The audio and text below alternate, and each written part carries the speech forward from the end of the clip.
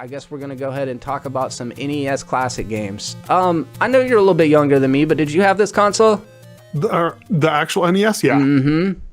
You played it growing up? Experience. Yeah, I did. I have experience with the NES Classic because they have one at work too. Oh, do you currently play it? The Mini? Yeah, I play a couple games on it.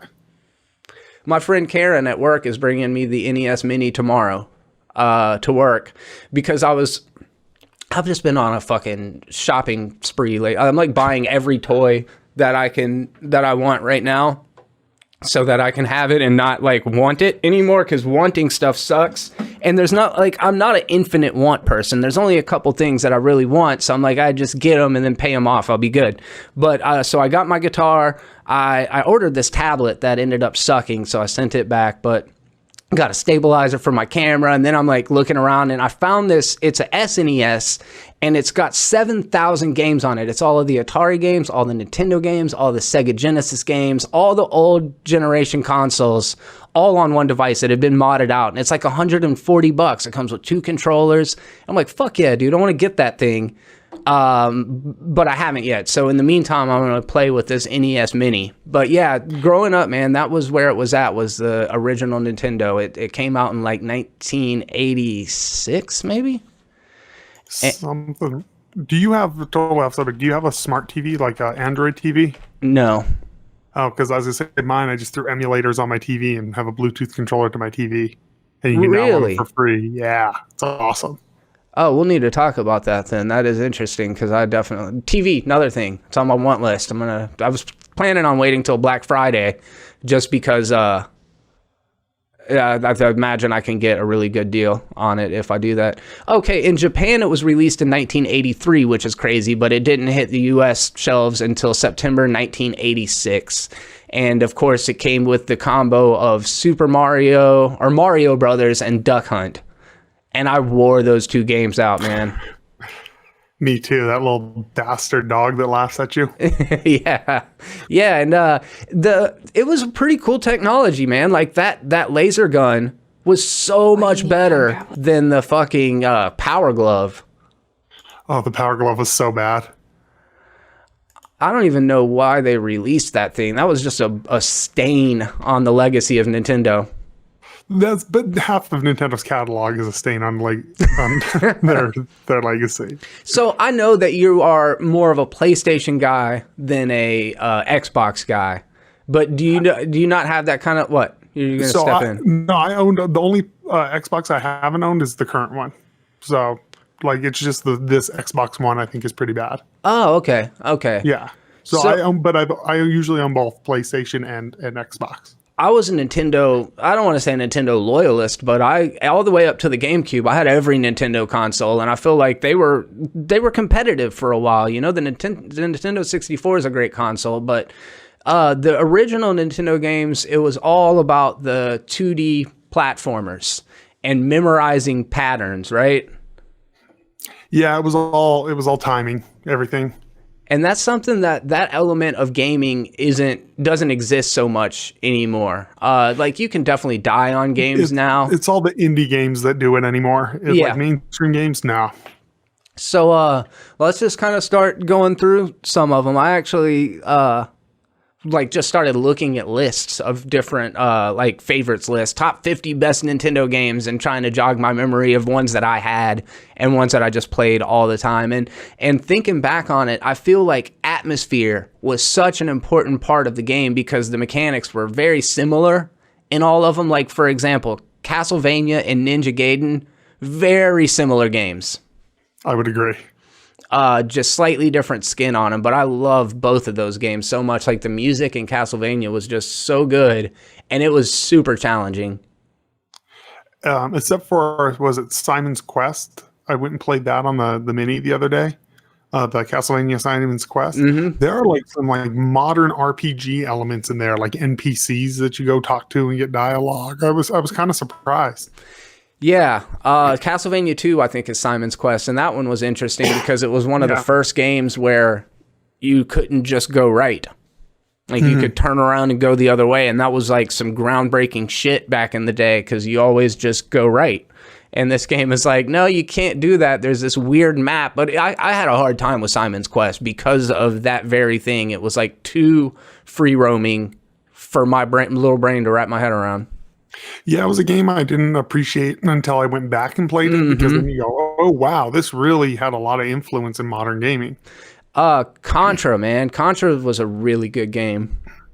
Contra is a bitch. I played Contra Super C recently, and that game is ridiculously hard. Oh yeah, Super C, man. That shit is hard. That's the first Super Nintendo version, I think, right? No, Super C's on NES. Oh, it's Contra 3, right? Contra 3 or something like that. Yeah, that's right. That thing is ridiculous. That was one, because my older brother was more at the age to play a lot of these games. Well, that's not true, but like he was the one who was like a young teen, and then we were like kids. We were like 6 to 8, 9, 10 years old, you know? So like there were a lot of the games that were older. Yeah, right. And Metroid was a game that I loved watching, but as a kid I couldn't really advance too much in it, and then I went back and played it years later, and I've beat it now. But like the music in that game is so fucking good. That's a game I don't know if I've ever actually sat down and played like recently. Like I played it probably for a few minutes as a kid, but like it's a complete blind spot in my gaming history. What about you, man? What are some that you like gravitated to? Punch Out is great. I think that might be the best Nintendo game of all time. I would say Super Mario 3 is the best. I think that game holds up so well. I don't mean to bury the lead, but my number 1, Mike Tyson's Punch Out, number 2, Zelda, number 3, Super Mario 3. I think those games are just all fucking A+.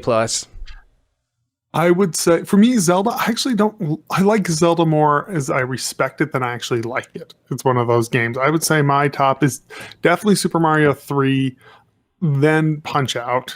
And then, this sounds weird, I don't really like any of the other NES catalog. Really? No, I even back then, I was never a Nintendo fanboy. Like I always liked Sega more, and then when N64 came out, I was more PlayStation. Like Nintendo just never spoke to me. It still doesn't. I love my Switch, but I do not play any Nintendo games on it. Ghosts and Goblins? Did you ever play that one? Ridiculously hard game. So fucking hard. Almost impossible. I could never get past like, I don't know, the 3rd level or something like that. And I've even gone back and tried to play it, and it's too much shit coming at you. I played it at a Japanese arcade, and it was awful. Like, it's so hard. You die every 2 seconds. Mm-hmm. Yeah. And then there was those games kind of like, they were the side-scrolling flight games. There was one in particular called Life Force. Life Force was a good game, like an arcade game. And then there was like the top-down ones. There's one Dragon something. It's a Dragon NES game. Oh, top-downs. Yeah. Similar to Zelda? Yeah, but it was like a flying game. It was... Yeah. There was Legendary Wings was one where you're like little angel guys with laser guns. Dragon Spirit. Yeah, dude. The first game that's the first game I ever beat. Is it really? Yep. That's a great game because as you upgrade, Dragon Spirit.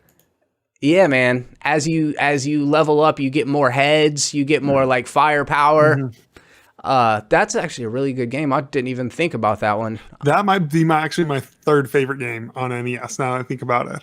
Double Dragon. I liked Double Dragon at the time. Going back and playing it doesn't really hold up. Yeah, a lot of those beat 'em up games. I mean, even if we're talking about Final Fight, it's just fucking pressing the button over and over and over again. And I loved all those, like Streets of Rage, Final Fight, all of those, Battletoads, and Battletoads is so hard. So, dude, this is one that I wasn't aware of as a kid, and it was through emulators years later that I played River City Ransom. You ever heard of that? I've heard of it. I've actually never played it. It is great. And I would have put it in my top 3, but I don't feel like it is truly representative of me because I didn't grow up on it. Like, it's not a game that I even had on the Nintendo, but it's like Double Dragon. Only... I have played this. Have you? Back in the day. Yes, actually, I loved this game as a kid. You go into like sushi restaurants and buy sushi to level yourself up. You can go and get like weapons and you fight all these rival gangs. It's almost like the Warriors only you're these two characters.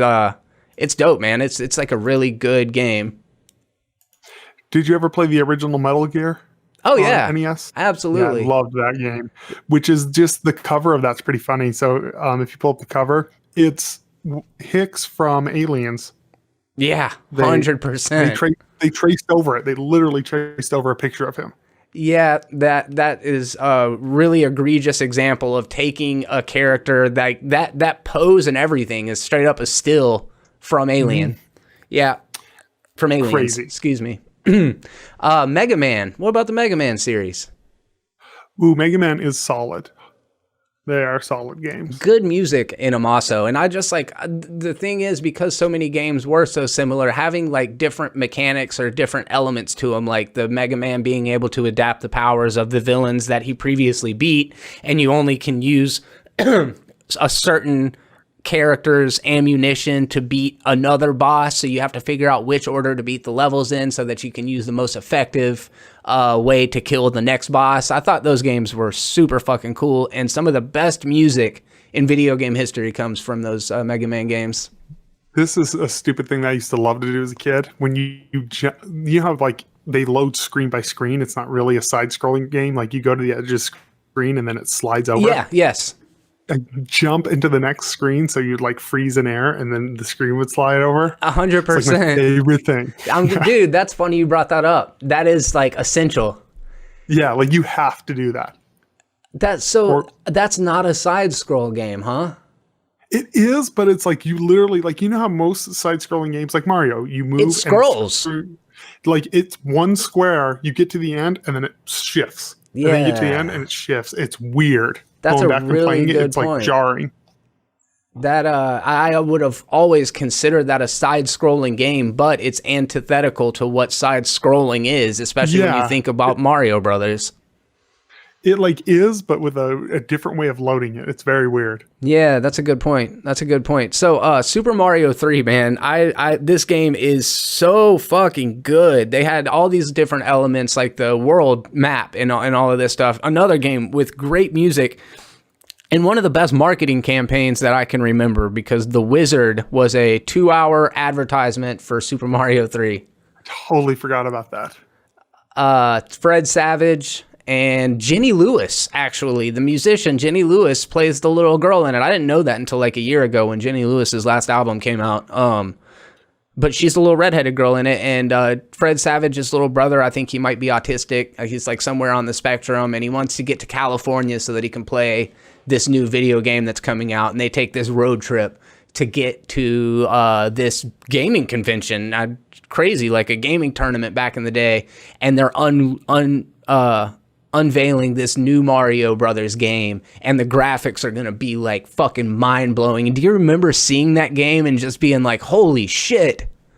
I remember thinking like video games can't get better looking than this. Right? I saw that. Yeah, man, like this is the top of the fucking mountain. This is like it was mind-blowing when you saw that. Yeah, and dude, you're like, it looks like a cartoon. Oh my god! And now going back, it doesn't look like a cartoon. No, it looks rough. I mean, especially like Super Mario Brothers for the SNES looks great. They did a little bit of cell shading and all that shit in it, but Super Mario 3 really did push the technology in gaming forward quite a bit. I'm surprised you didn't like Zelda.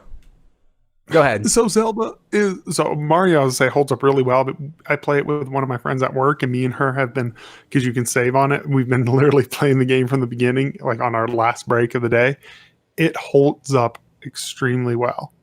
But Zelda, I don't know, Zelda is like, I love the mechanics, I love like the idea of it, I love the narrative idea. I just never found it fun to play.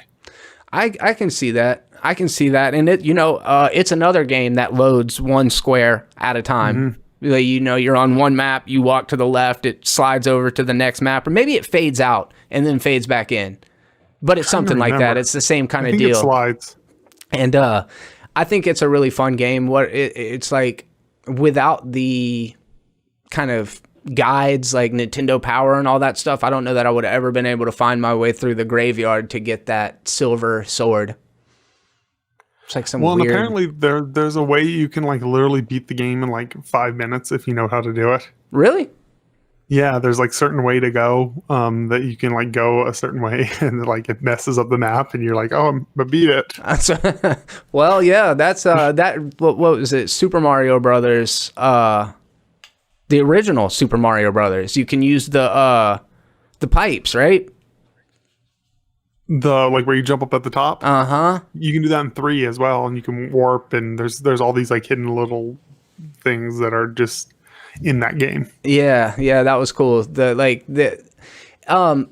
Where like Mike Tyson's Punch Out, it doesn't have the story element to it. It doesn't have the, like, to me, that thing that I was mentioning up at the top about like creating an atmosphere and a feeling so much, but it had the best mechanics out of any fucking video game on the original Nintendo, and it was probably the funnest to play because of that. But once you know the patterns, the challenge is gone. Yeah, well, going back and play it, that game is still rough. Like I still know the patterns, and I get far into it, but like I can't beat it in one sitting. It's like, I think where it starts getting hard for me is the second Don Flamenco.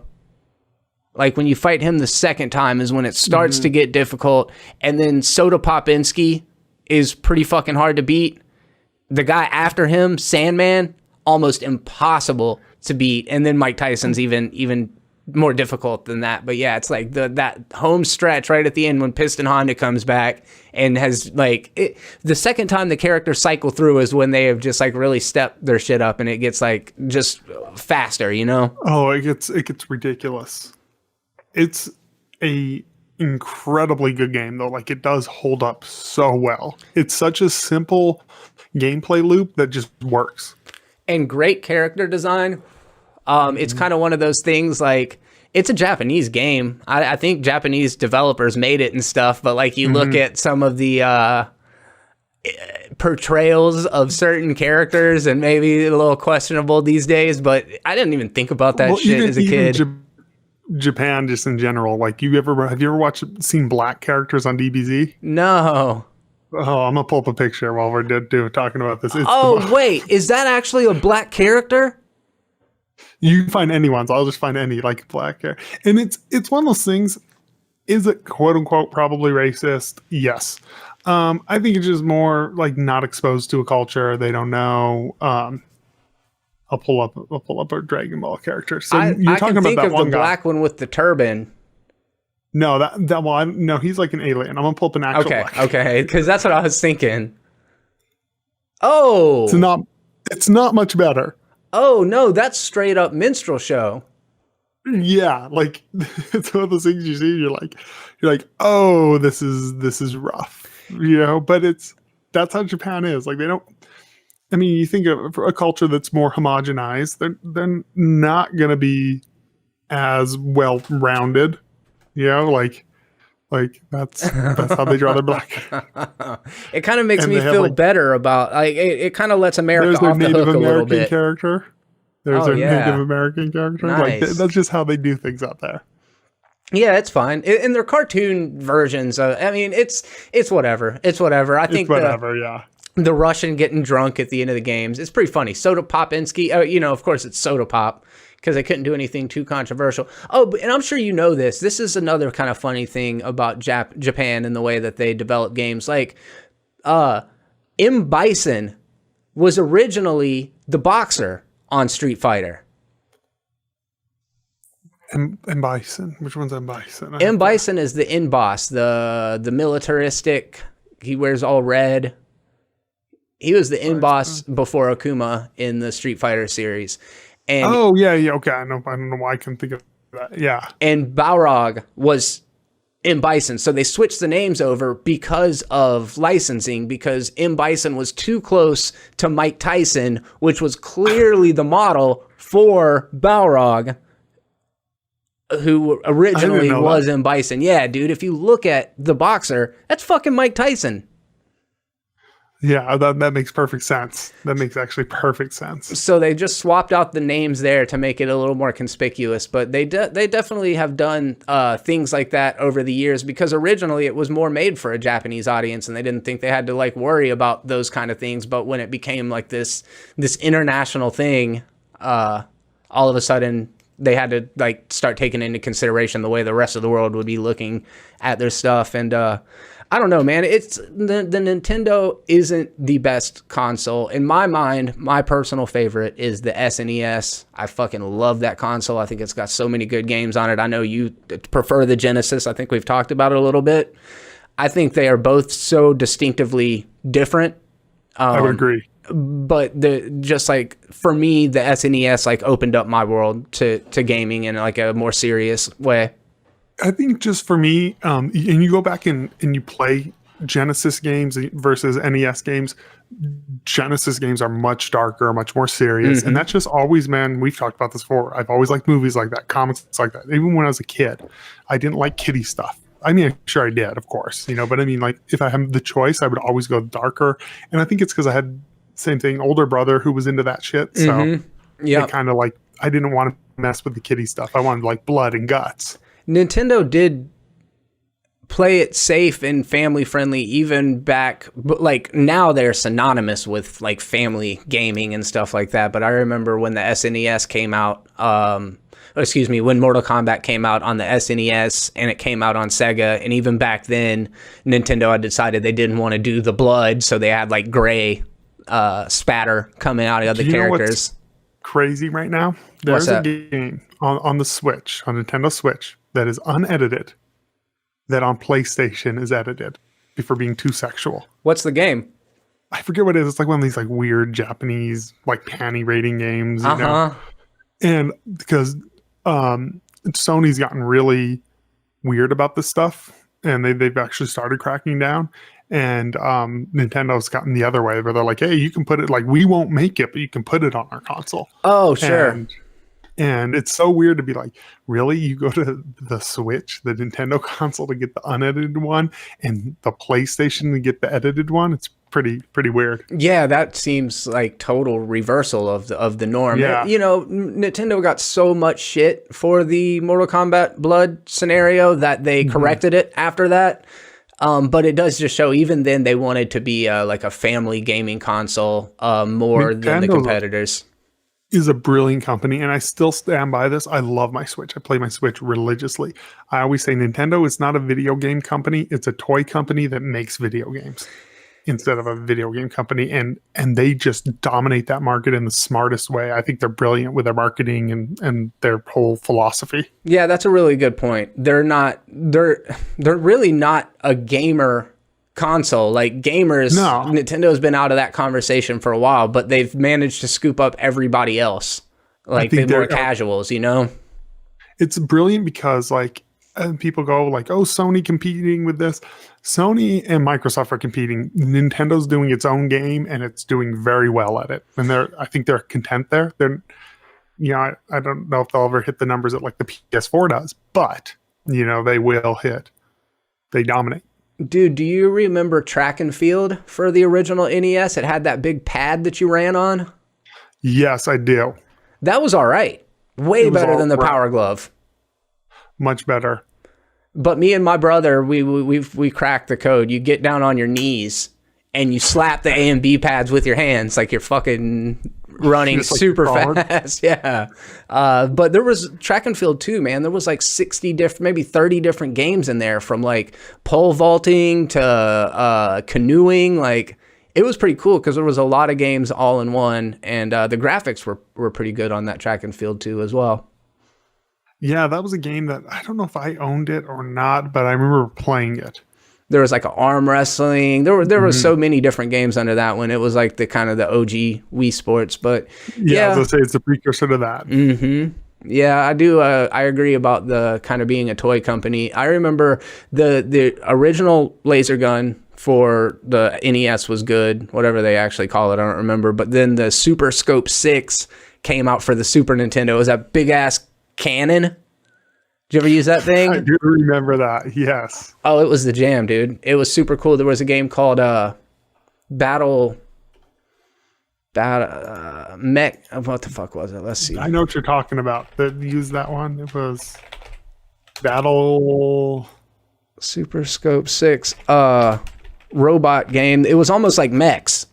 and they're like flying at you and you're sliding from side to side. Super Scope, SNES, what's the game? Battle Clash. Battle Clash? Yep. Yeah, dude. Super good game. Side-scrolling rail shooter. And the bosses looked super cool on it. That was just like such a cool upgrade. But other than that, man, they experimented a lot, and I think that's kind of what led them to like to even have the technology to do the Wii, which I played the Wii a little bit because Victoria would play it, and that's why I've always kind of liked Nintendo, is because again, like casuals will play it with you. Anybody will sit down and play Mario Kart, you know? It's funny. My wife will only play like PlayStation games that are like Detroit Become Human. I've been playing, and it's pretty much a choose your own adventure. I play the game, and then every time a decision pops up, she makes the decision. Oh yeah, nice. And then that's like the only way she'll play a game with me. Yeah, it's tough, man. It's tough. I like I want to get this console, and I'm like trying to sell Victoria on like, I know you like Donkey Kong Country and Mario Kart and Super Mario 3 and Super Mario World. There's like games that you can go to that pretty much anybody that's played them enjoyed them.